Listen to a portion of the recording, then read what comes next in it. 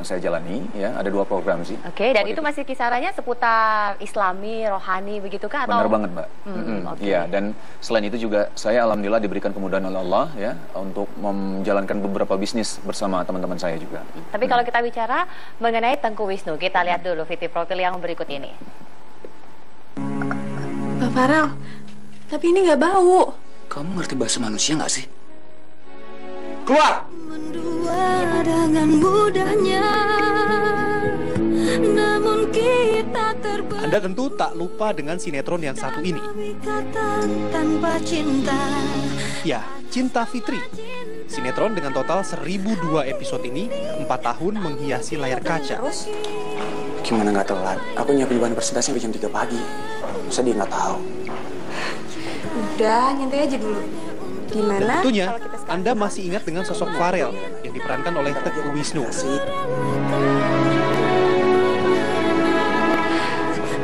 Berkat perannya di Cinta Fitri itu, beberapa penghargaan pun diraih artis berdarah Aceh ini. Bagi Wisnu, terjun ke dunia entertainment berawal dari musibah kecelakaan mobil yang menimpanya. Pria kelahiran 4 Maret 1985 ini terpaksa menjajal casting seni peran ataupun iklan demi mendapatkan uang untuk memperbaiki mobil akibat kecelakaan itu. Inilah aku apa adanya. Selain seni peran dan bintang iklan, dunia tarik suara pun pernah dilakoni buah hati pasangan Teguh Yusar dan Wuwuh A. Putri ini. Tak hanya itu, penggemar klub sepak bola Inter Milan ini juga pernah menjadi finalis MTV VJ Han tahun 2006.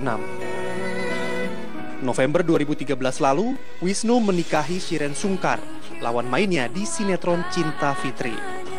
Kini, ayah dari Teku Adam Al-Fatih ini sedang berhijrah, memilih mendalami dan menjalani hidup sesuai tuntunan agama.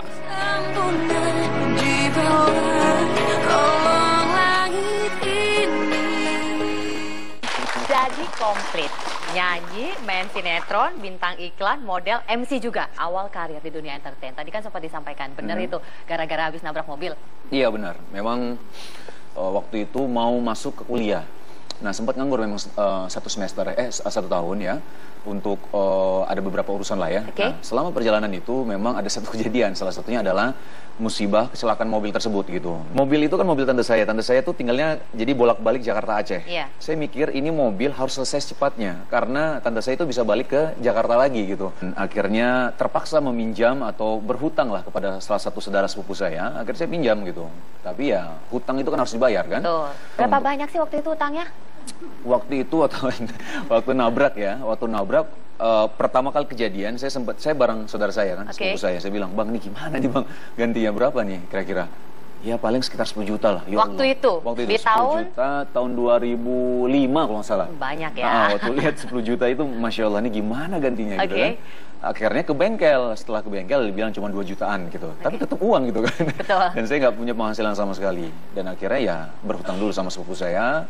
Dan akhirnya saya cari kerja. Nah, pekerjaan apa yang cepat untuk dapetin duit gitu kan? Akhirnya saya melihat saudara saya juga ya, teman dan saudara saya yaitu Tuku Gofal ya, orang Aceh juga yang main sinetron di Jakarta gitu. Saya langsung lihat, waduh ini kayaknya boleh nih ya untuk main sinetron gitu ya. Karena saya waktu itu berpikir pemain sinetron itu ketika dia bekerja dia langsung dapat duit gitu. Pertama kali main sinetron dapat peran apa? Figuran, Mbak. Oke, sebagai apa cuma lewat doang? Alhamdulillah nggak lewat doang, ada sedikit dialognya. Oke. Ketawa doang. Itu bukan dialog berarti ya. Itu waktu pertama kali berakting tertawa. Tertawa doang. Berapa gajinya? Waktu itu honornya itu cuman 150.000. 150.000. Iya, dikasih 150.000. Untuk scene yang cuman beberapa detik. Ya, cuman ketawa 150.000, suruh ambil ke PH-nya. Tapi nggak tahu kenapa lama sekali itu pembayaran. Akhirnya nggak tahu ini udah diambil nggak waktu itu. Kalau saya tidak salah, ada kan ya yang juga seorang aktor Indonesia yang tentunya juga menjadi idola Teguh Wisnu dan keluarga. Benar Mas Primus ya? Jadi ibu saya sama saya dulu waktu di Aceh kan nontonnya kan ya kebetulan Mas Primus yang main. Jadi Masya Allah waktu Jakarta malah jadi teman sekarang ya. Jadi senior saya juga di sempat main satu scene sama-sama dengan seorang Primus? Itu waktu saya adegan ketawa itu saya ketemu sama Primus. Habis dapat scene ketawa.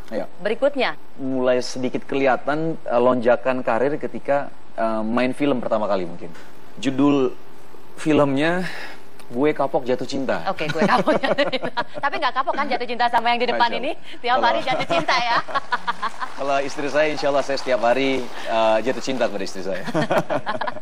Satu sinetron yang paling berkesan tentunya Cinta Fitri ya? Salah satunya. Jadi waktu pertama kali ditelepon sama salah satu PH ya, untuk datang ke lokasi syuting, Mas Wisnu datang ya, kita syuting sinetron ini gitu ya, sinetron Cinta Fitri gitu. Waktu saya datang ke lokasi syuting, bukan dengan bangga, maksudnya wah seneng nih dikasih tahu karena ini adalah sinetron stripping gitu. Lumayan nih ya kalau misalnya sinetron stripping setiap hari ya. Jadi hitung lah ya. Jadi hitung, gitu. Nah akhirnya waktu saya baca skrip, saya lihat wah ini kok perannya saya semua nih. Langsung kan wah ini saya jadi peran utama nih gitu kan. Emang waktu itu kan saya belum pernah menjadi peran utama Mbak gitu ya. Cuman waktu saya udah beberapa lembar udah menuju akhir, saya lihat kok ini saya ketabrak sama kereta nih saya lihat kan. Ketabrak kereta terus mati gitu. Nah terus saya langsung datang ke siapa namanya, ke Astrada kalau nggak salah. Saya tanya sama Astradanya. Hah? Tahu. Oh iya kamu yang kasih tahu ya? Ya kamu kasih tahu. Tapi sudah saling kenal dengan. Udah, kita sempat ketemu dulu ada program reality show. Saya jadi hostnya, dia jadi bintang tamunya. Tapi waktu itu sudah pacaran belum? Belum. Masih teman. Mungkin dia kagum sama saya. Oh enggak ya, bercanda aja. Ya jadi dalam hati saya ini nggak salah nih, saya peran utama kok mati duluan nih gitu kan. Terus saya bilang ini nggak ada ini kan, nanti mati nanti dibangkitkan kembali, saya jadi bangkit dari kubur gitu kira-kira jadi misteri. Saya jadi hantu gentayangan gitu kan. Jangan sampai kayak gitu sih ceritanya. Terus dibilang ya diyakinkan bahwa memang ini tidak ada, ya nggak ada gentayangan, hantu segala macam, ya mati gitu. Oke, ya, selesai di situ. Selesai di situ. Alhasil ya syuting promo kita pertama kali saya jadi mayat Mbak. Saya jadi mayat, saya dikafanin. Adegannya ya Shiren datang kepada saya dalam keadaan dikafanin ya, nangis-nangis di dada saya gitu. Terus saya main nggak bisa nangis ya Mbak ya? Main bisa nangis, tapi saya menangis dalam hati Mbak. Ya nangis ya, cuma satu episode doang gitu. Insya Allah, tapi ya Alhamdulillah ya Allah memberikan jalan dan ya Allah tahu yang terbaik untuk kita semua. Setelah saya pulang, saya mencoba untuk mengikhlaskan lah. Mengikhlaskan cukuplah satu episode kali ini gitu ya? Mengikhlaskan ya, walaupun Alhamdulillah dapat peran utama walaupun satu episode waktu itu berpikir. Tapi Masya Allah beberapa hari kemudian ditelepon lagi sama PH-nya, dibilang Mas Wisnu datang ya kita syuting lagi. Maksudnya saya mikir, aduh Mas udah deh nggak usah bercanda deh, saya nggak mau jadi pocong Mas, saya bilang gitu kan. Saya nggak mau jadi hantu gentayangan deh, mendingan udah nggak usah, mati aja gitu. Nggak serius beneran datang Mas jadi peran utamanya. Iya saya tahu peran utama tapi saya nggak mau jadi hantu gitu. Tapi nggak juga jadi disuruh datang, ternyata saya menggantikan peran utama yang lain gitu. Iya. Tapi di situ ketika itu Mbak Shiren sudah jadi pemeran utama. Shiren udah jadi Fitri. Saya waktu itu jadi salah satu tunangannya yang meninggal gitu ya. Tapi alhamdulillah ya ceritanya ternyata dilihat saya lebih cocok untuk jadi Farelnya gitu. Dan akhirnya Ibu tahu Farel Bu ya? Pemirsa setia semua kayaknya. Pakai semangat di sini lihat Mas Teguh itu.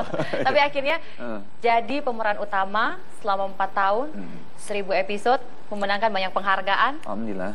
Apa kemudian yang dirasakan oleh Teguh Wisnu? Masya Allah ya, dari Cinta Fitri itu banyak memang hal-hal yang mungkin saya tidak pernah terfikirkan ya, anak kampung nih, saya anak kampung dari Aceh yang tiba-tiba datang ke Jakarta untuk menempuh pendidikan, ternyata dikenal banyak orang di salah satu sinetron yaitu Cinta Fitri. Banyak hal yang saya dapatkan di situ ya. Alhamdulillah Allah mempertemukan dengan istri saya sekarang ini. Sekarang kita punya anak namanya Teguh Adam Al-Fatih. Bukan hanya materi yang didapat, tapi glamornya dunia artis, benar begitu? Ya, bisa dikatakan seperti itu mungkin. Yang akhirnya membuat Mas Wisnu mengikuti kata hati untuk berhijrah. Boleh cerita? Itu awalnya memang ketika saya, nggak tahu ya, pemikiran saya dulu tuh ya cari uang sebanyak-banyaknya ya. Ketika uang kita banyak, kita bisa ngebahagiain orang tua, kita bisa ngebahagiain diri kita sendiri dan nanti keluarga kita nanti gitu kan. Cuman ya orientasinya hanyalah dunia Mbak ya. Tapi setelah saya jalani, ternyata kok ada rasa-rasanya sesuatu yang salah gitu, yang menurut saya gitu ya. Kok setiap saya pulang ke rumah, saya ngerasa tuh hampa, ngerasa kosong, kok kayak gini gitu. Sampai di satu titik saya ngerasain ini kayaknya ada sesuatu yang salah deh. Setelah saya introspeksi diri, saya coba renungkan, ternyata ada memang yang hilang, yaitu yang saya cari waktu itu adalah hanyalah masalah dunia Mbak, tapi tidak pernah terfikir untuk masalah akhirat gitu ya. Nah disitulah akhirnya saya berpikir mungkin inilah yang salah. Terlalu mengejar dunia, akhirnya meninggalkan untuk akhirat gitu. Padahal kita tahu semua, ini hanya sementara, dunia ini hanya sementara. Kehidupan yang abadi adalah nanti kita waktu kita meninggal, waktu kita di akhirat nanti gitu kan. Dari situlah saya berpikir ini udah nggak benar nih. Tapi kalau kita bicara mengenai dunia, ini pernah nggak ya Mas Wisnu merasakan katakanlah seperti miras dan lain-lain ketika artis kan identiknya dengan hal-hal yang gemerlap, yang glamor, pernah tidak gitu? Oke. Pertama mungkin salah satu hal yang harus diperhatikan adalah di dalam Islam, Mbak, kita tidak boleh membuka aib kita sendiri ya. Itu yang pertama yang harus diperhatikan. Tapi saya tidak mau menceritakan aib saya dulu. Cuman saya lebih bilang saya memang pernah terjebak dalam hal yang tidak baik dulu ya. Itu saya jujur-jujur saja. Alhamdulillah gitu. Sekarang sudah. Alhamdulillah Allah masih memberikan umur untuk saya untuk mendapatkan hidayah dari Allah Ta'ala ya. Itu suatu hal yang sangat mahal sekali Mbak ya. Satu hal yang sangat mahal sekali ketika Allah memberikan hidayah kepada seseorang. Karena ketika Allah memberikan hidayah maka tidak akan ada siapapun yang dapat menyesatkan orang tersebut. Tapi ketika Allah menyesatkan seseorang maka tidak akan ada siapapun yang dapat memberikan petunjuk untuk orang tersebut. Jadi itu adalah hal yang sangat mahal yang Allah berikan kepada saya. Salah satu hal yang sangat mahal. Tapi benarkah gitu kan ya, perubahan itu terjadi sejak sebelum pacaran sampai akhirnya menikahi? Kita tanya sama istrinya. Kita undang Shiren Sungkar untuk naik ke atas. Silahkan Mbak Shiren. Shiren Sungkar yang akhirnya menjadi seorang istri Teguh Wisnu. Benar nggak sih kemudian perubahan seorang Teguh Wisnu ini terjadi sejak masih pacaran? Sebenarnya Wisnu ngomong mau mendekati agama sih sebenarnya memang sebelum nikah. Dan aku ngerasa banget perubahannya dia itu beberapa bulan sebelum menikah. Tapi waktu itu kita udah memutuskan untuk menikah ya. Jadi tinggal hitungan bulan aja. Terus dia makin lama tuh makin rajin datang pengajian, makin belajar terus sampai saya kadang-kadang bingung dengan perubahannya dia gitu, yang bagi saya drastis banget gitu kan. Satu sisi seneng, satu sisi waktu di situ saya belum ikutan hijrah jadi nggak ngerti gitu. Maksudnya Wisnu kok berubah banget. Dan satu hal yang waktu itu saya bikin kaget, tiba-tiba saya waktu itu memang pergi ke London sama saudara-saudara saya, maksudnya kayak ya udahlah anak-anak muda yang mau bachelor lah, ya udah nggak ketemu dulu sebulan. Terus pas pulang dari sana tiba-tiba Wisnu nelfon, yang aku udah di Jakarta nih gitu. Itu 3 bulan atau 4 bulan sebelum nikah. Oh ya udah, tapi aku nggak bisa ketemu. Nggak bisa ketemu kenapa? Iya, nanti aja ketemunya pas nikah. So ya Allah, Wisnu kenapa ini? Gitu kan saya bingung ya. Iya nanti aja deh pas nikah, soalnya di Islam pacaran nggak boleh. Iya tahu gitu kan. Terus kok kenapa kamu tiba-tiba mau ketemu? Ya udah kita taaruf aja, bukannya udah telat ya. Udah pacaran 3 tahun. Jadi waktu itu sempat kaget sih. Sempat waktu itu mikir, aduh Wisnu aliran apa nih? Wisnu ketemu ustadznya siapa nih? Karena waktu itu kayak kaget aja gitu kan. Akhirnya Wisnu pelan-pelan ngasih tahu. Akhirnya waktu itu emang jarang banget jadi ketemunya. Sempat nggak ketemu? Ketika akhirnya waktu sebelum nikah tetap ketemu. Waktu itu bisa dibilang Wisnu juga masih belajar kan ya. Jadi egonya aku lebih besar untuk ngajak ketemu. Kalau nggak mau ketemu gue marahin gitu. Ada nggak perubahan fisik itu? Fisik. Misalnya tampilannya yang kayak gini belum. Oh belum. Tapi udah ada tampilan katakanlah seperti misalnya perubahan baju atau apa gitu. Oh belum sih, waktu itu belum. Cuman sifatnya berubah banget sih. Dan memang kalau dalam satu sisi dia mengerjakan kewajiban dia seperti yang sholat segala macam yang wajib, jadi rajin banget, malah ditambahin yang sunnah. Jadi kayak aku seneng gitu ngeliatnya, cuman nggak mau ketemu. Terus gak mau salaman tangan, jadi kayak ketika itu sudah tidak mau salaman tangan sekalipun sama pacar. Waktu itu masih salaman sih, cuman gandengan tangan nggak?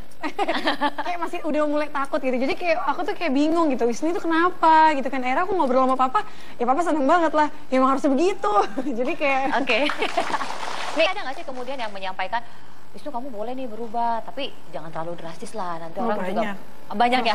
Coba, ini Shiren harus jelaskan nih sebagai istri. Mungkin gini, kalau misalnya dia berubah, semua orang senang. Tapi kalau udah penampilan, mungkin banyak yang kaget kali ya. Apalagi kalau mungkin Wisnu bukan artis, orang nggak peduli gitu kan. Mau jenggotnya segini, mau jenggotnya selantai juga orang nggak peduli kan. Kalau misalnya karena dia artis, masuk TV, fansnya pada, kok Wisnu jadi kayak gini? Aduh ngaji di mana? Kayak itu udah wajar lah. Tapi kalau orang yang nanya aku, banyak banget orang yang nanya aku, kayak teman-teman lama yang udah gak ketemu, kayak nanya ke aku gitu, Wisnu ekstrim banget sih. Aku nanya ekstrimnya di mana ya? Iya jenggotan kayak gitu. Kalau bagi gue sih nggak ekstrim ya, keluarga gue juga banyak banget kayak gini. Apalagi yang dari Saudi segala macam. Jadi kayak aku sama papa aku, keluarga aku nggak kaget ngeliat kayak gini karena om aku juga banyak yang lebih panjang jenggot. Jadi kalau Shiren sendiri juga ya udah terbiasa gitu ya. Gitu. Jadi kayak menurut aku kayak gini ya wajar kalau menurut aku ya. Cuman mungkin untuk di sini kayak gitu banyak yang belum mengerti, banyak yang bilang yang jenggotan itu ekstrim kayak gitu, tapi giliran bule yang jenggotan dibilang ganteng. Jadi itu udah wajar sih ya.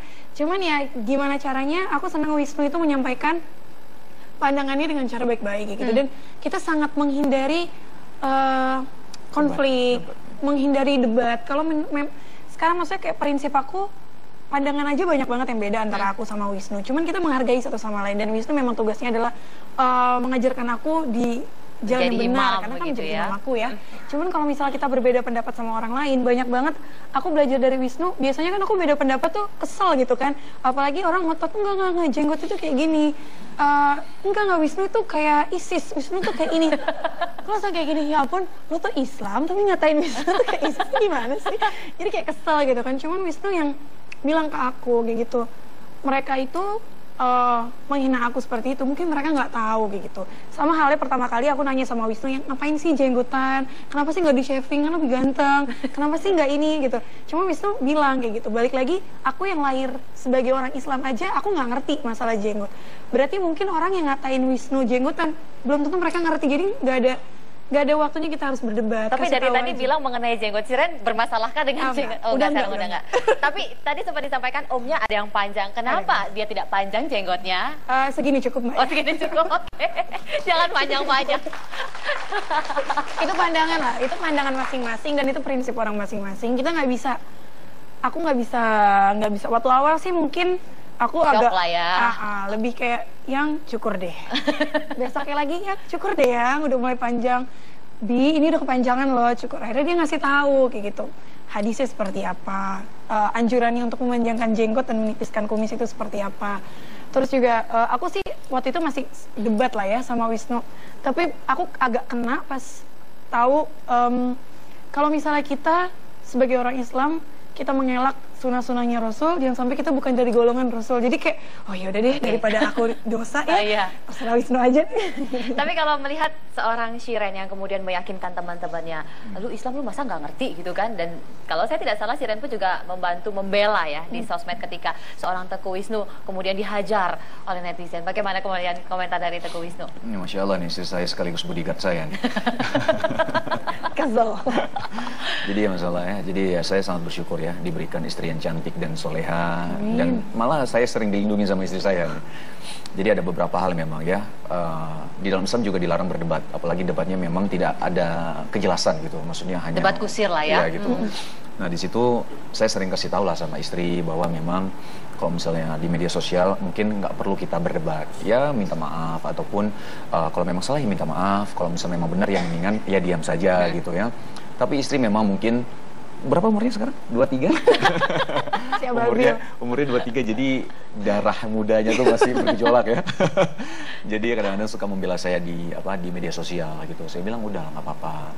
Pokoknya ada satu hadis yang pernah saya baca dan saya kasih tahu kepada istri saya juga. Saya bilang kayak gini, sayang, kamu tahu nggak orang-orang yang menghina kita itu nanti itu pahalanya itu bisa jatuh ke kita, terus dosanya kita bisa jatuh ke dia. Jadi sebenarnya orang-orang yang menghina kita adalah orang baik. Jadi kalau orang yang menghina kita, ucapkanlah alhamdulillah, ini orang baik loh, mau transfer pahala kita, dosa kita mau ditampung sama dia. Saya bilang kayak gitu. Oh iya juga ya gitu. Ya udah, makanya kalau ada apa-apa alhamdulillah. Alhamdulillah ibu-ibu. Jadi kalau ada yang menghina istri dan anak-anaknya nanti kan. Jadi memang masalah hijab aku nggak pernah, waktu dulu aku sih dari kecil memang ditanamkan harus pakai hijab ya. Mungkin kasihan si papaku sampai udah capek ya. Copot lepas waktu kecil kan. Jadi pas setelah menikah memang tanggung jawabnya berpindah kan dari bapak ke suami gitu ya. Aku nggak pernah kepikiran akan secepat ini memutuskan untuk pakai jilbab dulu. Dulu setiap ditanya Wisnu yang kapan pakai kerudung, kapan pakai hijab, nanti ya punya anak 3, punya anak sekian, belum tentu anaknya 3 kan. Jadi nantilah gitu. Jadi belum kepikiran. Tapi setelah Wisnu, maksudnya aku bersyukur mendapatkan imam yang sangat tahu cara ngasih taunya sama perempuan gitu kan. Perempuan itu nggak seneng dikerasin, nggak seneng dipaksa kayak gitu. Apalagi untuk di dunia entertain kayak aku pakai hijab itu nggak gampang kayak gitu. Harus melupakan banyak job, harus melupakan banyak karir yang menuntut tidak boleh pakai hijab kayak gitu kan. Jadi waktu itu kayaknya nggak mungkin dipakai hijab sekarang di karir yang lagi di atas. Waktu itu nggak mikirin, waktu itu pikirannya masih dunia banget lah. Dan aku senang banget Wisnu itu ngasih taunya pelan-pelan. Dari mulai ngajak aku ke pengajian, nanti ustadznya nyindir-nyindir masalah kerudung. Terus ngobrol lah, setelah udah pada pulang, ustadznya ngobrol lagi masalah kerudung lagi. Jadi nyoleknya pelan-pelan ya. Pelan-pelan. Akhirnya aku kepikiran sendiri gitu. Dan Wisnu itu apa ya? Jujur Wisnu itu nggak romantis, Mbak. Tapi ada tapi ya. Masalah hijab itu dia romantis banget. Seromantis apa kemudian seorang Teguh Wisnu? Aku misalnya abis sholat gitu, pakai mukena kayak, ya Allah sayang, istri aku cantik banget pakai kerudung. Itu kan rasanya mukena nggak mau dicopot ya. Seneng banget, dipuji-puji terus. Kirain rambut udah dicatok, dikerli, nggak ada dipuji sama sekali. Padahal udah happening ya. Sampai udah ngok gitu kan, sasakannya. Ini, aduh ini gimana ya. Terus waktu itu sempat dengar kajian yang tanggung jawab sebagai imam itu besar banget. Di situ aku sedih sih. Gak adil sih nanti di akhirat Wisnu itu bisa masuk neraka karena istrinya loh. Karena istrinya itu yang mengumbar auratnya. Disampaikan oleh seorang Oh iya, bapak juga bisa ketarik sama anak-anaknya masuk neraka karena aurat gitu. Jadi aku di situ mikir yang kayak, aduh ini nggak fair. Wisnu udah hijrah kayak gini, nanti masuk neraka gara-gara istrinya bebel gitu loh, dikasih tahu. Walaupun sebenarnya kalau misalnya udah sampai tahap mendoakan ya udah itu masing-masing ya. Wisnu udah sampai tahap ngedoain aku, ada upayanya lah, udah ngingetin, menegur dan mendoakan. Ya itu dosanya ke aku gitu, bukan dosanya Wisnu lagi gitu. Jadi tapi di situ yang sempat aku kepikiran banget dan bikin aku sedih banget kayak waktu itu Wisnu nanya lagi gitu. Dari situ aku capek gitu ditanyain terus masalah kerudung. Yang udah deh, kerudung nanti ya, aku nggak mau dibahas lagi gitu. Nanti insya Allah doain aja aku dapat hidayah gitu kan. Terus itu Wisnu nangis, yang Wisnu bilang kayak, sayang, aku pengen sedih kan. Jadi di situ yang udah deh jam 2. Jadi apa kayak Wisnu waktu itu bilang aku nggak mau masuk surga sendirian gitu. Aku nggak mau ngeliat istri yang aku cintain masuk neraka gara-gara aurat. Jadi kayak aku pengen masuk surga bareng-bareng sama istri aku. Jadi kayak aku mikir waktu itu kok sekeras ini gitu. Aku nggak mau pakai kerudung cuman gara-gara uang kayak gitu. Uang bisa dicari, tapi kan umur nggak ada yang tahu gitu kan. Waktu itu aku bisa mikir yang aku pakai kerudung nanti anak 3, anak 4. Aku waktu itu dengar kajian lagi, jangan sampai kerudung itu pertama dan terakhir kalinya kamu pakai pas kamu pakai kafan gitu. Jadi aku mikirnya, ya udah deh, kebahagiaan bukan dari uang gitu. Dan setelah aku pakai kerudung, Masya Allah sih, maksudnya setelah kita memikirkan hijrah dan gak mikirin uang sama sekali, uang datang dengan sendirinya di arah yang mungkin menurut aku yang aku nggak nyangka gitu waktu itu. Subhanallah ya. Aku masih bisa dapat iklan, aku masih bisa dapat job ini, dan mereka ngasih aku belum tentu waktu aku nggak berhijab gitu. Jadi hijab bukan akhir dari karir sih, mesti kayak ya aku bersyukur bisa dapat imam yang tahu cara meleburkan hati istri. Luar biasa sekali ternyata seorang Teguh Wisnu ya. Kalau kita bicara tentang Islam, kebanyakan perempuan yang paling nyinyir dan paling agak nggak terima gitu ya. Kalau ketika lakinya sudah mulai mendalami agama, akhirnya ia mengatakan pada istrinya, sayang, poligami itu boleh loh di Islam. Sensitif. Siren udah gini-gini, kenapa Siren? Kayak kita bicarakan di forum yang berbeda. Kalau masalah poligami itu sensitif ya. Maksudnya saya banyak banget yang nanyain saya, Wisnu ini udah hijrah loh, terus poligami, aku cuman gini, kenapa sih orang yang hijrah diidentikin ditanyain soal poligami kayak gitu, kok sebegitunya mikirin soal Islam kayak gitu, kenapa yang diingat itu hal itu aja yang pasti akan orang bisa berdebat masalah itu, berdebat sampai dan sangat emosional, terutama ibu-ibu. Bener ibu-ibu? Oh bener. Itu luar biasa. Bapak-bapak nggak ada. Cuman gini prinsipnya. terpojok. Cuman prinsipnya gini, saya sebagai seorang muslimah, saya nggak akan pernah mau menentang masalah poligami. Karena kalau misalnya saya menentang poligami, berarti saya menentang Al-Quran. Tetapi kalau saya ditanya sebagai seorang wanita mana sih yang mau poligami? Itu manusiawi lah. Cuman kalau orang nanya, Shirin setuju nggak sama poligami? Saya nggak bisa ngomong enggak. Saya nggak mau menentang agama itu saya. Sudah tertulis dan gitu. itu sudah ada di Al-Quran kok.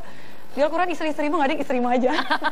Tapi itu balik ke personal masing-masing gitu. Cuman kalau ditanyain, Shirin mau nggak dipoligami? Ya nggak mau lah. Gitu, itu manusiawi gitu kan. Istri mana yang mau gitu kan? Itu luar biasa, makanya jaminannya surga kalau kita mau. Karena sabarnya luar biasa ya. Oke, pertanyaan lain. Wisnu sudah kita ditanya sensitif, mendingan gak usah diperpanjang. Diingatkan oleh seorang Teguh Wisnu. Misalnya. Ada banyak lah. Saya ini umur 23 tapi kayak anak SD gitu sama Wisnu. Kenapa? Makan masih pakai tangan kiri. Yang bukan Maksudnya kayak sih lupa. Lupa. Suka lupa gitu. Makan, tangan kanannya main handphone. Yang makan pakai tangan kanan, tangan kiri itu bukan untuk makan, tangan kanan. Jadi kayak anak SD lagi. Tapi benar itu Wisnu melakukan itu? Ya semua orang kan itu belajar ya Mbak ya. Kadang-kadang kita suka lupa juga. Waktu saya awal-awal belajar juga tentang Islam, bagaimana adab-adab dalam Islam, saya juga suka lupa kok. Pakai tangan kiri saya lupa gitu, ataupun menguap tidak menutup mulut saya gitu ya. Makan berdiri gitu ya. Jadi ingat banget kayak sih. Banyak hal yang memang saya juga lupa dan akhirnya saya sudah terbiasa. Saya ingin membuat istri saya juga terbiasa dengan hal seperti itu karena pasti ada manfaatnya. Apa yang dilakukan oleh Rasulullah SAW itu pasti ada manfaatnya untuk kita semua gitu. Nah itu yang saya coba ajarkan untuk istri saya karena nanti istri saya ini adalah madrasah pertama untuk anak saya gitu, yang mengajar, mendidik anak kami gitu ya. Jadi memang yang harus dididik juga adalah istri juga gitu. Nah salah satu hal yang memang harus diperhatikan adalah bagaimana nanti ketika kita mempunyai buah hati anak kita. Ini adalah salah satu anugerah yang luar biasa yang Allah berikan kepada kami gitu. Teguh Adam Al-Fatih, perjuangannya begitu luar biasa. Itu saya ngelihat istri saya begitu luar biasa perjuangannya waktu di persalinan. Saya sampai nggak mengkhawatirkan anak saya, tapi malah sampai saya mengkhawatirkan apa yang terjadi ketika itu? 24 jam masih pembukaan 4 waktu itu. 4 dan harus diinduksi sampai 3 kali. Sampai 3 kali. Induksi sekali itu sakitnya luar biasa. Ini Shiren diinduksi sampai 3 kali hanya karena ingin merasakan yang namanya lahir normal. Masya Allah, saya sempat kepikiran, saya bilang, aduh kok susah ya. Saya sampai bilang sama dokter, dalam hati saya, apa di sesar aja ya, saya gitu. Cuman istri saya malah menenangkan saya gitu ya. Masih kuat. Ya. Jadi ya cuman hanya beberapa hembusan tarik nafas gitu yang disuruh bidannya. Apa istilahnya Bu? Apa namanya? Ngeden. Jadi memang prosesnya yang lama sih. Kalau misalnya pas melahirkannya sih sebentar. Cuman memang proses pembukaan itu kalau ditotalin sampai melahirkan 28 jam. 28 jam. Boleh saya minta tepuk tangan seberapa kuat seorang Shiren Sultan bisa menahan rasa sakit itu. Tapi dari situ akhirnya jadi tahu ya bagaimana ibu kita begitu luar biasa melahirkan kita semua ya. Nggak ada apa-apanya kita memberikan apapun tidak akan tergantikan dengan apapun untuk jasa ibu kita gitu. Nah Masya Allah yang luar biasa sekali memang ini memberikan pelajaran untuk saya untuk menjadi imam yang baik gitu salah satunya. Karena ketika anak saya lahir saya sangat menginginkan salah satunya adalah anak saya ini bukan hanya seorang anak tapi akan menjadi investasi bagi kami berdua nanti di akhirat. Yaitu ada satu hadis yang pernah saya baca ya di mana Rasulullah SAW bersabda yang maknanya jika manusia meninggal terputus semua amalannya kecuali 3 hal. Yang pertama sedekah jariah, yang kedua ilmu yang bermanfaat, yang ketiga adalah doa anak yang soleh gitu. Masya Allah. Jadi ini tangan boleh ibu-ibu. Ibu-ibunya apa semua Mas Wisnu? Jadi ini memang satu hal yang begitu luar biasa saya ceritakan sering sekali kepada istri saya. Sayang, ingat anak kita ini adalah investasi akhirat kita. Jadikan dia seorang yang alim, seorang yang soleh gitu. Saya bilang, karena apa? Anak pintar nggak menjamin kita masuk surga. Anak durhaka tidak menjamin kita masuk surga. Anak soleh juga tidak menjamin gitu ya. Tapi anak soleh adalah salah satu hal yang membuat kita mendapatkan satu amal yang tidak terputus gitu. Nah dari situ akhirnya kami memutuskan untuk berusaha sekuat mungkin lah ya, sekuat mungkin untuk mendidik anak kita dalam agama Islam yang yang dalam dan kuat insya Allah. Shiren, sekarang sudah ada buah hati kembali ke hijrah. Bagaimana seorang Shiren sebagai madrasahnya Teguh Wisnu mengajarkan kepada buah hati tercinta? Dari sebelum hamil aku udah memutusin, maksudnya banyak sekali perbedaan pendapat soal mendidik anak dan itu banyak banget yang ujung-ujungnya adalah perceraian gitu kan. Aku udah ngalamin orang tua aku divorce, salah satunya karena bentrok dalam mendidik anak gitu. Jadi aku udah komitmen gitu sama Wisnu yang ya udah masalah pendidikan agama aku serahin sama Wisnu. Jadi nanti kalau Wisnu ngomong apa aku nggak bisa ngelak gitu karena aku yakin Wisnu akan berusaha ngasih yang terbaik. Mau dari menentukan sekolah aku serahin sama Wisnu kayak gitu. Jadi cuman ya Wisnu minta sama aku juga harus belajar terus karena kan yang tiap hari ketemu kan aku gitu. Jadi pasti ibu tuh adalah guru pertama bagi anak kan. Jadi memang aku belajar terus kata itu ngaji, kajian atau browsing website atau baca buku yang Wisnu kasih. Aku pengen apapun yang anak aku tanya soal agama aku bisa jawab kayak gitu. Jadi ya memang komitmen gitu. Kayak contohnya dari mulai di kandungan Wisnu pesan aku pergi tolong ya babynya didengerin Al-Quran. boleh aku ngaji ataupun murotal gitu. Jadi ada orang yang bentrok sama aku kayak dengerin dong musik klasik segala macam, oke, ya nggak apa-apa gitu. Cuman justru lebih pesan Al-Quran juga banyak manfaatnya kayak gitu, dan insya Allah lebih baik dari segalanya gitu. Jadi harapannya kita semakin sering kita dengerin Adam itu ayat Al-Quran, nanti ketika dia belajar Al-Quran itu bukan sesuatu yang asing buat dia. Jadi harapan kita mudah-mudahan dia bisa menjadi hafiz Al-Quran, jadi bisa membawa orang tuanya ke surga. Amin.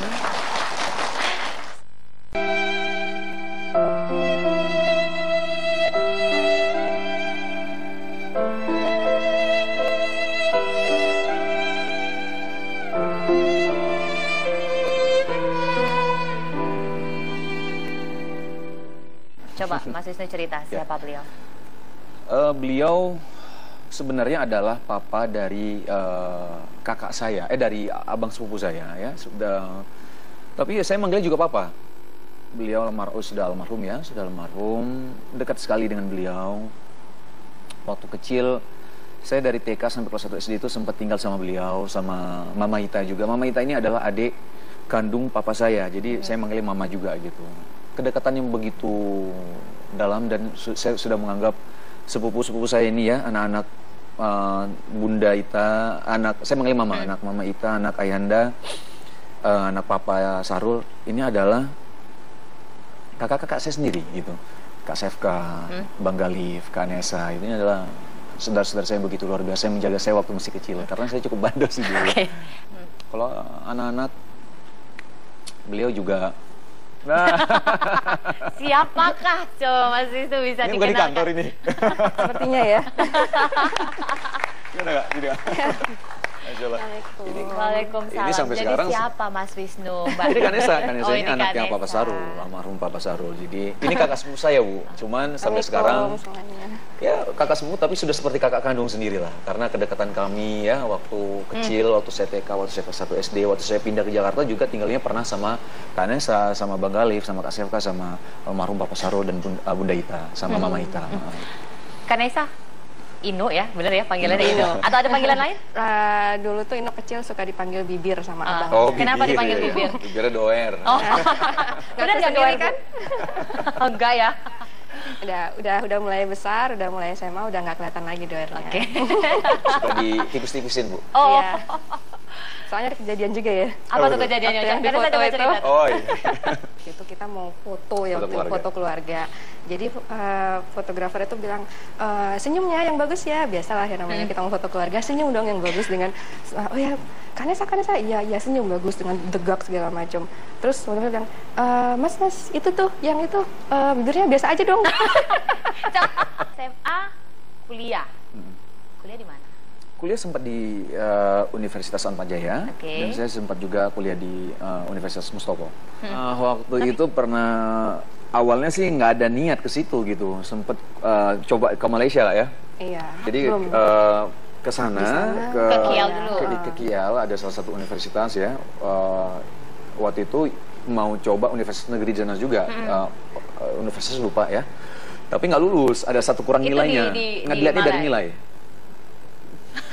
Siapa lagi nih, ayo. Nah, ini saudara juga. Oke. Ini Doan dan lupa. Kenal. Ayo, siapa ayo? Masya Allah. Ayo. Coba. Doan, nggak jauh Iya, dari Doan tahu. Nggak jauh dari Doan. Dian Inu. Dian, Masya Allah. Dian, apa kabar Dian? Jadi siapakah dua orang ini? Dian ini, udah tahu belum? Udah dikenalin Pak? Dian ini anaknya Pak Komarudin ya, Komarudin Hidayat. Rektor UIN. Ya, dan? Masya Allah, Dian ini waktu itu kuliah di Malaysia juga. Dan ada kisah apa dengan seorang? Banyak sih tapi. Kita pernah ke Malaysia juga ya, Wan ya? Apa? Ke Malaysia ya? Iya. Dari Singapura ke Malaysia ya, masalah ya? Iya. Banyak sih cerita, nggak tahu bisa diceritakan di sini apa enggak ya. Karena panjang ya satu bulan ini. Tapi kalau soal ini kan masih baru juga. Bahasa Inggrisnya lancar nggak waktu ke Malai? Masya Allah. Lumayan sih. Doan yang luar biasa. Lumayan. Bukan nyasar gitu. Nggak bisa bahasa Inggris. Sempat sih naik taksi katanya kan. Terus yang terjadi? Lagi ada konflik apa Malaysia Indonesia gitu, jadi kita malas nyebut orang Indonesia gitu, takut supir taksinya apa gitu. Kita ngakunya jadi orang Singapura aja gitu. Sempat nyasar kemana? Kita ke Sempat ini, ke Bukit Kiau Bintang, Tower. ya. Ke Kiau Tower. Nah, Kita Kiau jalan, Tower. naik taksi, ya Doan dengan Inggrisnya yang sempurna. Dan dia tersipu-sipu malu. Ya kita banyak lah waktu itu, ada kejadian beberapa kali waktu itu di Malaysia sih. Di Malaysia, di Singapura juga. Kejadian apa saya sih yang paling happening? Coba Mas Donda yang cerita deh. Banyak bersih tegang sama orang sih kebanyakan. Masih iseng dia. Hah? Dia masih Enggak, iseng. kebanyakan salah saya gitu. Misalnya saya pernah nyenggol orang gitu kan, nah, terus dia bantuin saya. No, karena badannya gede. Nah, setia kawannya kuat dia, membantu teman gitu. Boleh tepuk tangan. Kalau Mbak Dian pernah makan roti canai? Ada cerita apa sama roti canai coba? Kalau Inu tuh dulu setiap makan roti canai pasti dia kalau habis pelayannya datang dia suka niru-niruin gaya orang India gitu lah. Kerjaannya dia. Coba kita lihat Nggak, bagaimana acting orang itu. Nggak usah. Jadi roti canai itu adalah salah satu makanan yang wajib dimakan. Kenapa? Karena memang uangnya cukup punya untuk beli roti canai. Ketika itu ya. Ketika itu, jadi memang kan kita kan, saya kan sebulan uang udah pas-pasan banget. Bang Alif juga nggak mungkin kan bayarin saya terus. Jadi ya memaksakan ya apa makanan yang bisa dimakan yang pas dengan kantong saya waktu itu. Ya jadinya roti canai dan kuah kari saja. Harganya berapa ya? Kuah kari tanpa daging ataupun ayamnya ya? 70 sen atau 70 sen ya? atau seringgit lah. Seringgit. Seringgit, terus minumnya ya teh tarik, paling kayak gitu aja udah. Ya itu makanan sehari-hari selama sebulan hampir. Inu nggak mungkin niruin. Kita coba Mbak Dian niruinnya gimana? Nggak bisa, yang bisa Inu doang. Yang bisa Inu doang. Apa aja, cuman gaya mukanya saja Nggak atau tahu dengan tangannya, dengan suaranya juga. Coba dong. Ah udahlah, nggak usah lagi. Terima kasih Teguh Wisnu, terima kasih Kanesa, terima kasih Mbak Dian, dan terima kasih Mas Doan. Dan pemirsa, itu akhir dari jumpa kita dalam program 1 Jam Lebih Dekat dengan bintang tamu seorang Teguh Wisnu. Saya Brigita Manohara mengucapkan terima kasih atas segala perhatian dan kebersamaan Anda. Selamat malam, sampai jumpa.